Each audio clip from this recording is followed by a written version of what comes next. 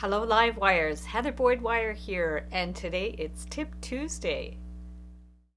Today I'm making minimalist drop earrings with memory wire. I'm using the Beadle-On Tungsten Carbide Jaw Hard Wire Semi-Flush Cutters, the memory wire cutters, and also the Tungsten Carbide Jaw Hard Wire Bypass Flush Cutters.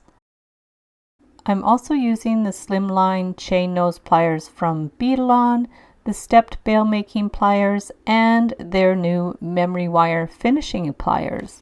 With the bracelet size memory wire, you'll see how it cuts with the regular memory wire cutters. These are the Carbide Jaw Hard Wire Semi-Flush Cutters. And then these ones are the Jaw Hardwire Bypass Flush Cutters, and they actually hold the end of the wire so it doesn't fly away.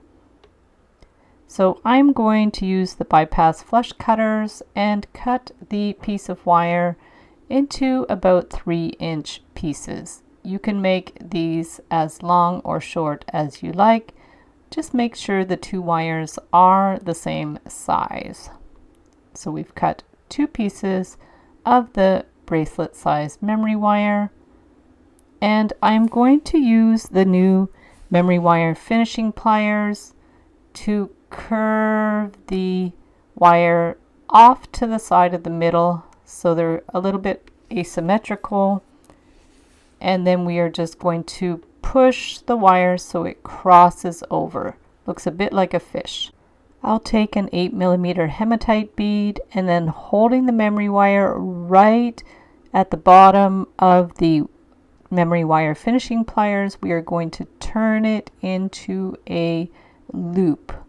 So just hold it right down at the bottom there, push the loop around, and then do the same on the other side with a 6mm hematite bead. So just hold the wire right in there, right at the bottom, and turn the wire into a loop end.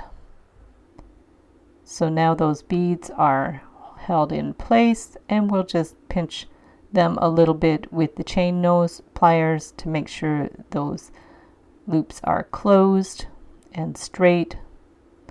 And that's basically the earring. Very simple. And now to make the earring hooks, we're going to measure about 1 3/4 of, I'm using 20 gauge stainless steel wire, but the earring hook should be made out of 21 gauge. It's a little finer. So I'm just going to demo with the 20 gauge. We're going to turn the end into a loop with the bail making pliers from Beadle-On, and then turn it around to make a larger loop for the hook, and then just bend the wire out at an angle. So now we'll take the burr cup tool and file the end so it is soft. From there you can open up the hook, slide on your earring, close it up, and then I made a pair with some finer wire hooks to show you that they match. And another way to do hooks is you can just take pre-made surgical steel shepherd's hooks, and you can actually open them up. If you don't want the spring and the ball, you can just open up those hooks, straighten them out with your chain nose pliers, and remove the spring and the ball. So now we can keep opening the wire up. These ones are 21 gauge surgical steel wire. I buy them in bags of 50 or 100 for my regular work. So we'll just keep straightening those out. Advantage of these is they're already filed on the end, so the end is nice and soft.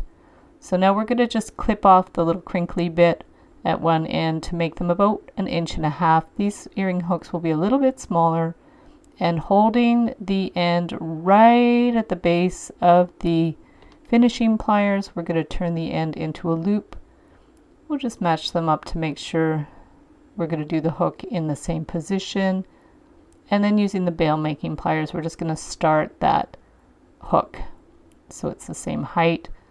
Separate them, and then continue on with the hook.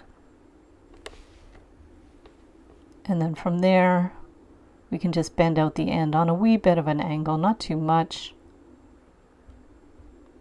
and just straighten out that loop. Now for the other style with the beads that are glued on, I'm using the Beadalon epoxy.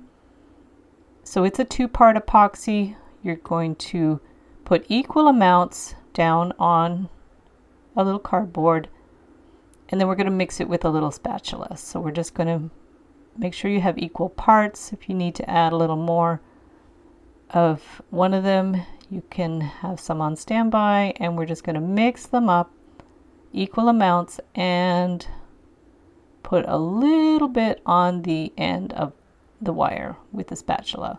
So now I have these lovely pearls. I'm just going to push them on, but we're going to rotate them back and forth to make sure the epoxy goes inside. Push the wire right to the end, and then we'll do the same on the other side. Just a little bit of the epoxy. You want to make sure your beads don't have holes that are too big, and we're just going to kind of wiggle it on there to make sure the epoxy goes inside. Give it a little push, and then you'll need to let it dry for 24 hours. Here's a comparison of the hooks made with 20 gauge stainless steel wire, the 21 gauge surgical steel, and then I made a pair with the memory wire to match, but I wouldn't wear these if your ears are sensitive, and you have to be very careful to soften up the end that goes into your ear. And here are the finished earrings with the pearls. So thanks so much for watching the video. Give it a big thumbs up if you liked it. Be sure to subscribe to my channel for lots more wire art and jewelry making videos. And if you'd like to share photos of your wire art and jewelry, be sure to join the Wire Makers Club on Facebook. And if you'd like to check out my work on Etsy, my husband and I specialize in custom wedding cake toppers and funky jewelry.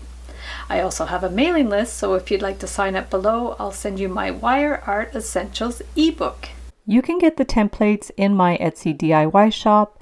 Be sure to use the coupon code SAVE25 to save 25% when you purchase 5 or more templates, tutorials, or ebooks in my shop. So thanks again for watching, and we'll see you the next time.